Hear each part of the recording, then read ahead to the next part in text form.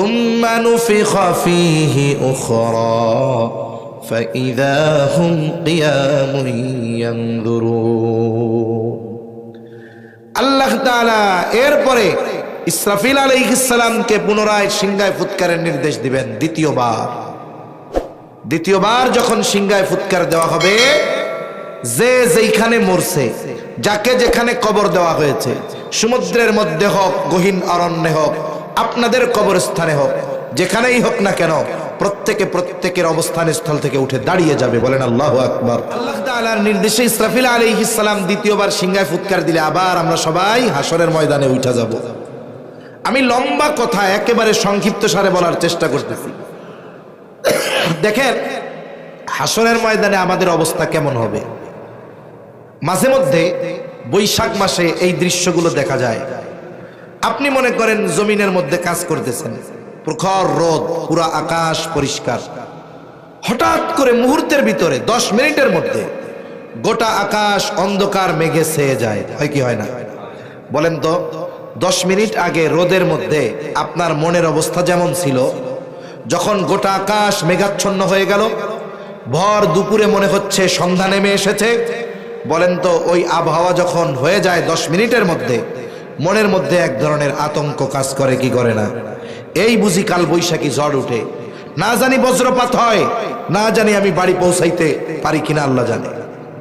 তাহলে অনেক সময় মানুষ অবস্থা পর্যবেক্ষণ করে ভীত হয়ে যায়।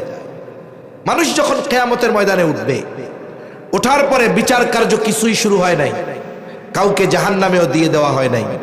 বলে হাসরের ময়দানে উঠে অবস্থা পর্যবেক্ষণ করে, ওয়েদার দেখে, আবহাওয়া দেখে মানুষ এতটা ভীত সন্ত্রস্ত হয়ে যাবে, নবীজি বলেন, হাদিসের মধ্যে আসছে, কিয়ামতের ময়দানে সকলে বিবস্ত্র অবস্থায় উঠবে, কারো গায়ে কোনো পোশাক থাকবে না, একেবারে বিবস্ত্র অবস্থায় উঠবে।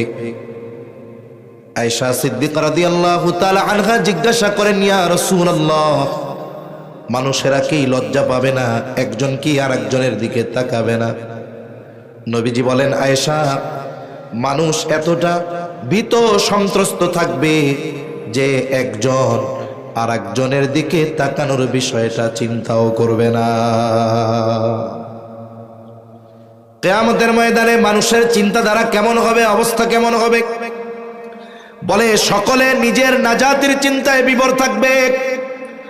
দুনিয়ায় যেই পিতা পরিশ্রম করার পরে সন্তানের চেহারা দেখলে তার ক্লান্তি দূর হয়ে যাইত। অনেক মানুষ আছে বিদেশে থাকে, অনেকে আছে ঢাকায় থাকে, 14, 15, 16, 18 ঘন্টা ডিউটি করবার পর বাসায় এসে যখন মোবাইলে ফোন দেয়, ভিডিও কলে ফোন দেয়, স্ত্রীকে বলে, আমার সন্তানটা কোথায়, একটু দেখাও। এইবার যখন ওই বাবা বিদেশ থেকে অথবা ঢাকা থেকে তার 1 বছর 2 বছরের সন্তানের চেহারাটা দেখে, মুহূর্তের ভিতরে বিগত 18 ঘন্টার কষ্ট নিমেষেই তার থেকে দূর হয়ে যায়। ঠিক কিনা বলেন? তার দিলটা প্রশান্তি লাভ করে। তাহলে দুনিয়াতে মানুষ আত্মার শান্তি লাভ করার জন্য সন্তান, স্ত্রী, মা বাবার চেহারা দেখে, পেরেশানি দূর করার জন্য। কিয়ামতের ময়দানে পেরেশানি দূর করার জন্য মা বাবার চেহারা দেখতে চাইবে না, বরং ওই দিন মা বাবা, স্ত্রী, সন্তানের চেহারা দেখাটা তার জন্য আরো বেশি চিন্তার কারণ হবে। আল্লাহ তাআলা সেই দিনের অবস্থা তুলে ধরে কুরআনুল কারীমের সূরা আবাসার মধ্যে বলেন, ইয়াউমা ইয়াফিরুল মারউ মিন আখিহি ওয়া উম্মিহি ওয়া আবিহি ওয়া সাহিবাতিহি ওয়া বানিহি লিকুল্লি ইমরিইন মিনহুম ইয়াউমাইযিন শা'নুন ইউগনি।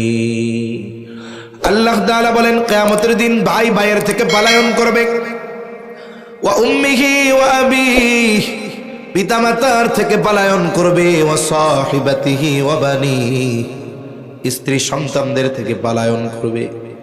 কেউ চাইবে না হাসরের ময়দানে তার পিতার সাথে দেখা হয়ে যাক, কেউ চাইবে না স্ত্রী সন্তানের সাথে দেখা হয়ে যাক, এজন্য পালায়া পালায়া থাকবে। শুধু তাই না, তাফসীরের মধ্যে এসেছে মানুষেরা আল্লাহ তাআলার কাছে এমন ভাবেও বলবে, আল্লাহ সারা দুনিয়ার সব মানুষকে জাহান্নামে দিয়ে হলেও আপনি আমাকে জান্নাত দিয়ে দেন। তাহলে ওই কিয়ামতের ময়দানের ভয়াবহতা কত বেশি, এটা ওই সময় বাস্তবে উপলব্ধি করা যাবে, ঠিক কিনা বলেন?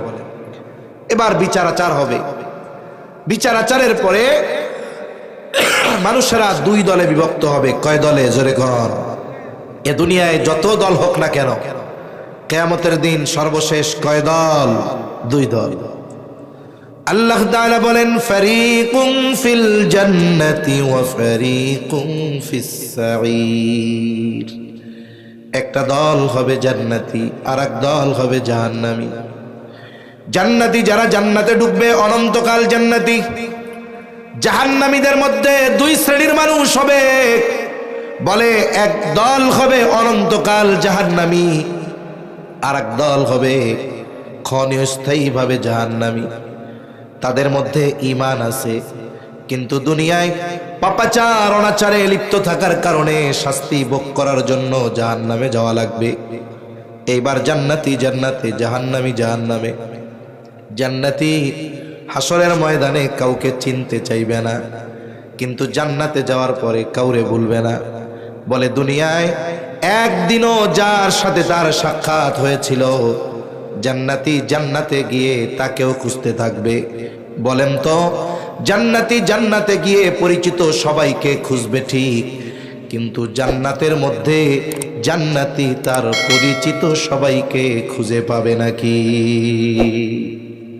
সবাইকে খুঁজে পাবে না, কারণ তার অনেক পরিচিত বন্ধু বান্ধব আত্মীয় স্বজন জাহান্নামের বাসিন্দা হয়ে যাবে, ঠিক কিনা গণ?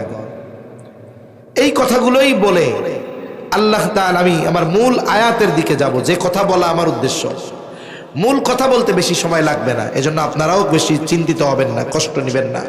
আমিও অসুস্থ মানুষ, দীর্ঘ রাত আমিও করব না, এজন্য একটু সবরের সাথে শোনা যাবে তো ইনশাআল্লাহ।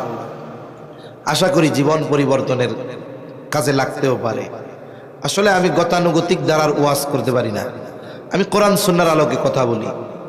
আর তারাই আমার কথা শোনার জন্য বসে থাকবে যারা কোরআন হাদিসকে ভালোবাসে, যারা গল্প, রঙ্গ তামাশা, সঙ্গীত, চুটকি গল্প এগুলো যাদের ভালো লাগে, তাদের এগুলো ভালো লাগবে।